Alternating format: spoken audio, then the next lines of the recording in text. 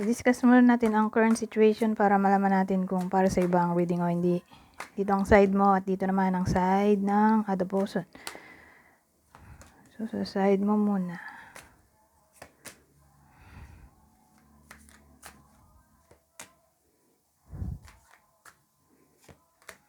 Oh, divine masculine. Ito, divine feminine.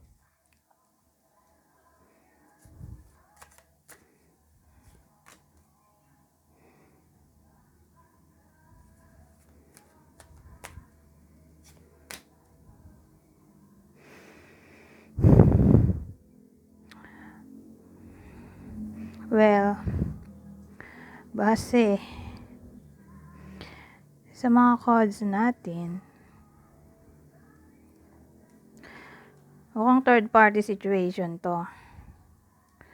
Malamang third party. Pero ikaw, sa side mo, yung third party. So, ikaw yung third party dito. Kung di ka third party, wag mo na panoorin. Dahil ang bida dito ay third party. Mukhang no contact kayo ngayon. Dahil parehas kayong tinatry i-manifest ang isa't isa.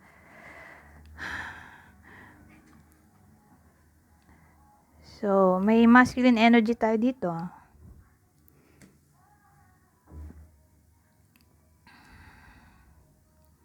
At ito, divine feminine.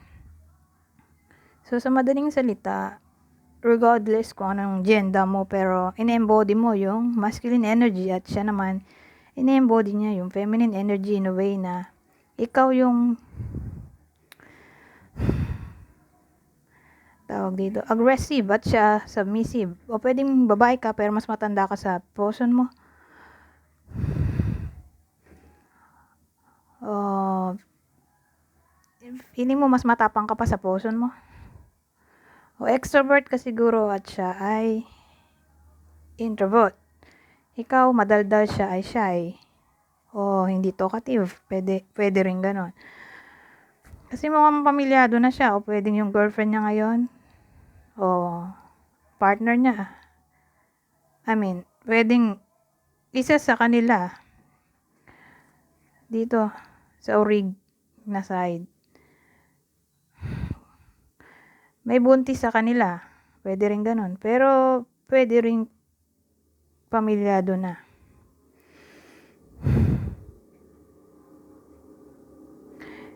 So, ganyan. Hindi kayo madalas nag-uusap. Kaya bored ka na. Kaya hindi kayo madalas mag-usap dahil third party ka nga. Hindi ka priority. Pero more like no contact kayo ngayon. At hinihintay ka niya. Pare-pares kayo naghihintayan. Na i-contact ang isa't isa. Ngayon, anong feelings ng orig sa person mo at feelings ng person mo sa orig niya?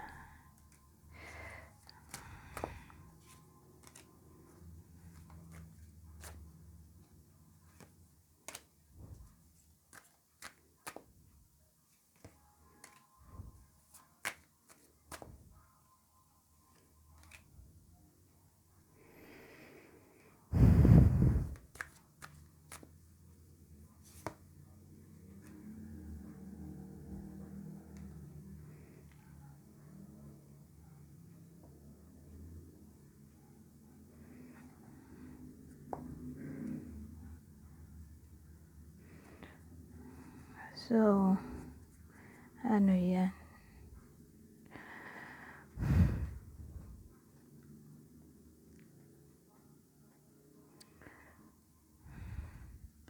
Iniisip ko kung nalaman na ng original yung relasyon nyo,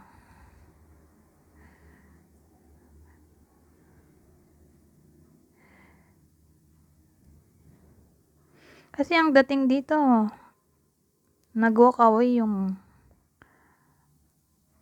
original. Kung nag-walk away, bakit hindi siya bumalik sa'yo?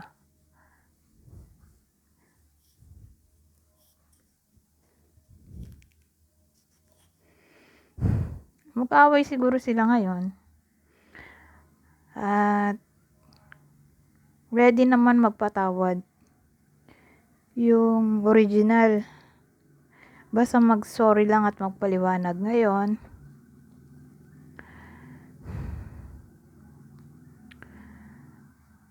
dito sa poson mo,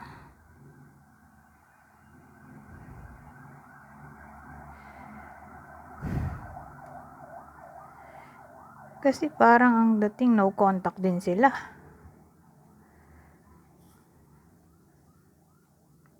Tapos, kaya ko sinabi yun dahil nagde-daydream dito yung poson mo. Di naman siya magde-daydream kung kasama niya. O okay sila.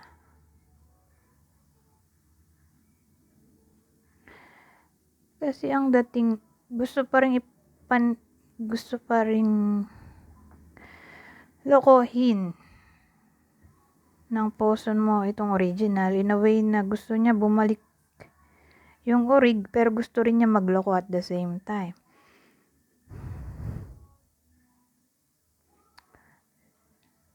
Ewan ko, may napapala siguro siya dito sa orig. Kaya gusto niya pa bumalik.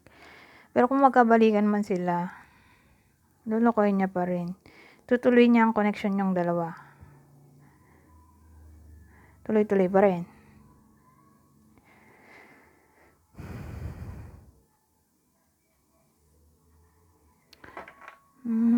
Eh, ikaw?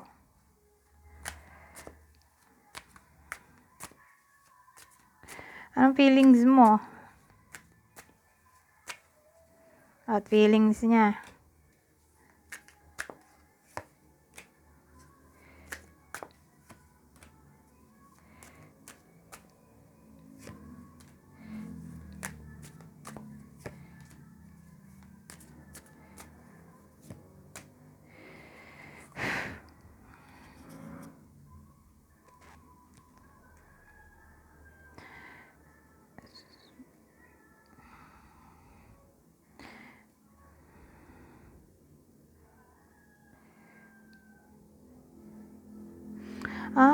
Kaya pala eh.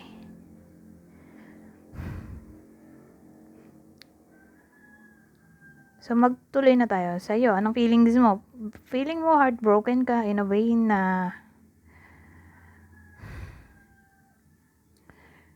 hindi kayo nag-uusap nowadays. Hindi mo siguro alam na nagkakalabuan sila ng original niya o nag-break na sila. Feeling mo soulmate mo tong partner mo. So, ayan, depressed ka ngayon dahil di nga kayo nag-uusap. Pero ang totoo kaya pala ganon ay problemado rin siya. Problemado siya sa karelasyon niya.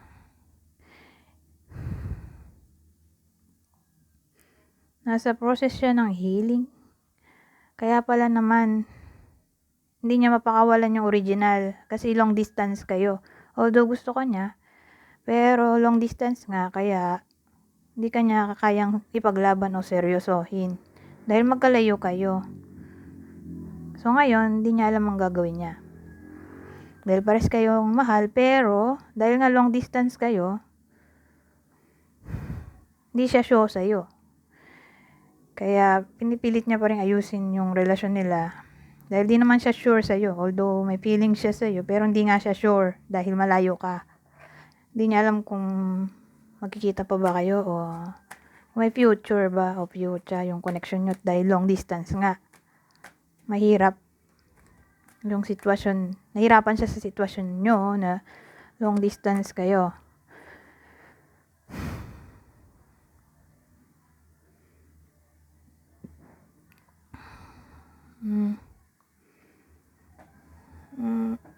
Kuha tayo ng ibang deck.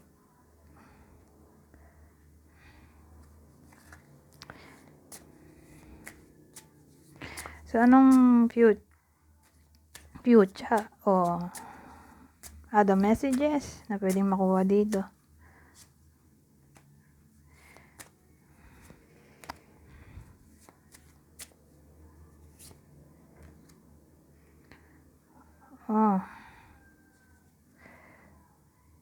Puro upright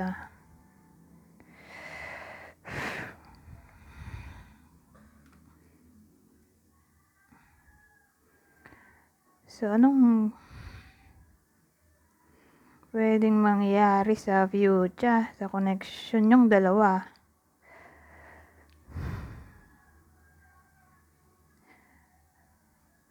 Well, may someone dito na para bang mawawala ng interest.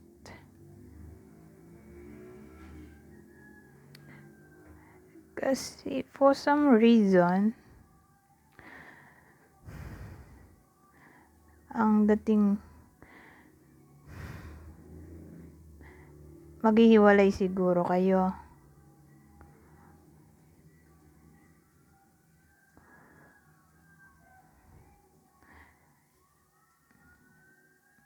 Pero may surprise tayo dito. Na para bang masi-surprise.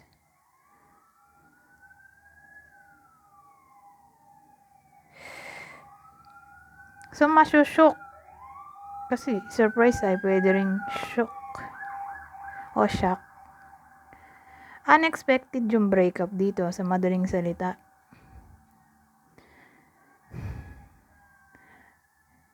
So, ewan ko kung sino sa inyo mawawalan ng interest at maghihiwalay na kayo dahil mawawalan nga ng interest.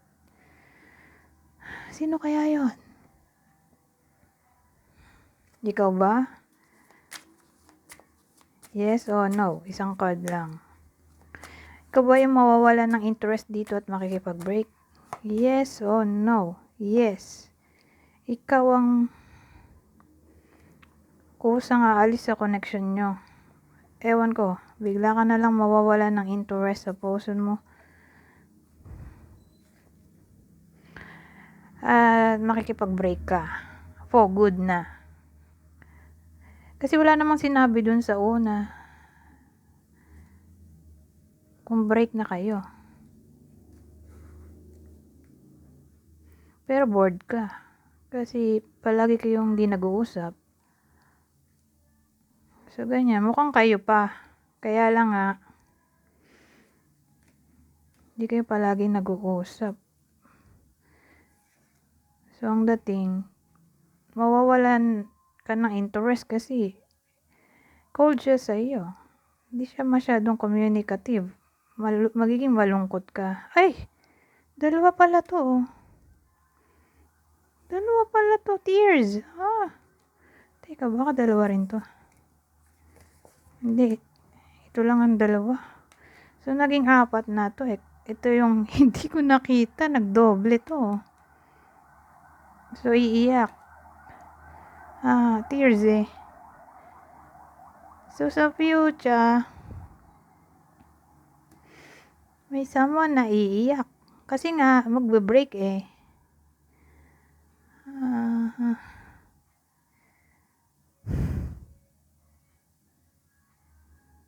Kasi, ayun ang reason. Sobrang sadness nga yung sinasabi ko. Sa sobrang sadness, dahil nga hindi kayo palagi nag-uusap, naging bored ka na sa kanya, feeling mo hindi siya interested sa iyo, kaya nawalan ka na rin ng interest. So, ang ending, makikipaghiwalay ka na o ghost mo to, ewan ko. Parang masyado nang matindi ang depression. Kahit dito depressed ka dito, depressed din dito. Hindi mo nakakayanin ang long distance relationship. Kaya, makipag-break ka na. Dahil di naman siya attentive sa'yo. Kaya, magiging bored ka sa kanya. Anyways, kuha tayo ng clue.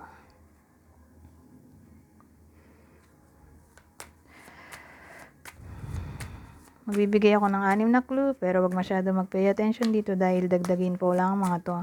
Ang clue ay pwedeng vice versa. Kunin nyo lang ang clue na sa tingin nyo para sa inyo.